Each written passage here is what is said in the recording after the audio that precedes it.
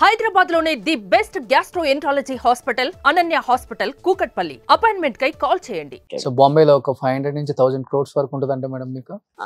అంటే దానికి పైసల ప్రకారం అయితే ఉంటుంది, ఆ, రూపాయల ప్రకారం లేదు, ఓకే, పైసల ప్రకారం అయితే ఉంటుంది. అదే ల్యాండ్స్ అవి అవి ఏమీ లేదు, చాలా సింపుల్ గా బతుకుతాం, సుఖంగా బతుకుతాం, చాలా ఆర్డినరీ, మిడిల్ క్లాస్.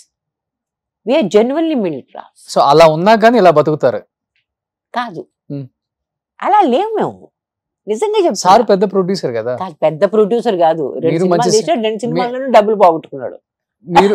మీరు చాలా హీరోయిన్ గా చాలా సినిమాలు తీశారు హిందీలో. ఎక్కడండి, ఎక్కడ? ఆ మధ్య సీతామహాలక్ష్మిలో పల్లవి గారు నాతో పాటు చేశారు కదా, చాలా మంచి రోల్ చేస్తుంది ఆమె. చంద్రమోహన్ గారి కైండ్ ఆఫ్ చెల్లెలు కాదు, ఆ స్టేషన్ మాస్టర్ కూతురు అనమాట. చాలా మంచి రోల్. ఆమె అప్పుడప్పుడు కనిపిస్తూ ఉంటుంది. ఆవిడ దగ్గర ఉన్నాయి ఇట్లా ఒక 200-300 కోట్ల స్థలాలు. సరే, ఆమె నన్ను అడిగింది, నువ్వు సీతామహాలక్ష్మిలో ఎంత తీసుకున్నావు అంది. నాకు 12,500 ఇచ్చారు వాళ్ళు. అంత తక్కువ ఇచ్చారా? నాకు డబ్బులు అడగడం కూడా చేత కాదు. సీతామహాలక్ష్మి హీరోయిన్ కి 12,500 ఇచ్చారు. ఆ అమ్మాయికి సెకండరీ రోల్ చేస్తున్న అమ్మాయికి 30,000 ఇచ్చారు. Okay. So that's the way I have been. నాకు మొట్టమొదటి హిందీ సినిమాలో 10,000 వచ్చింది. Super hit. సూపర్ హిట్ అంటే ఇంకా మనం సీతామహాలక్ష్మి దాని ముందు అంత హిట్ కాదు. అంటే ఒక 20-30 థియేటర్లో మార్నింగ్ షోస్లో 60 వీక్స్, కనీసం ఒక 25 థియేటర్లో 25 వీక్స్, ఆ రకంగా ఆడిన సినిమా అది.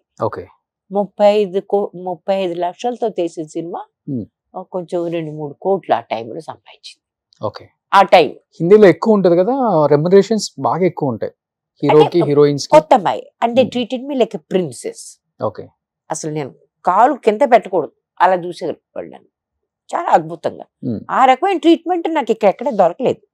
వాళ్ళు అంత బాగా చూసుకునేవాడు, కానీ డబ్బులు ఇవ్వరు. But that's okay.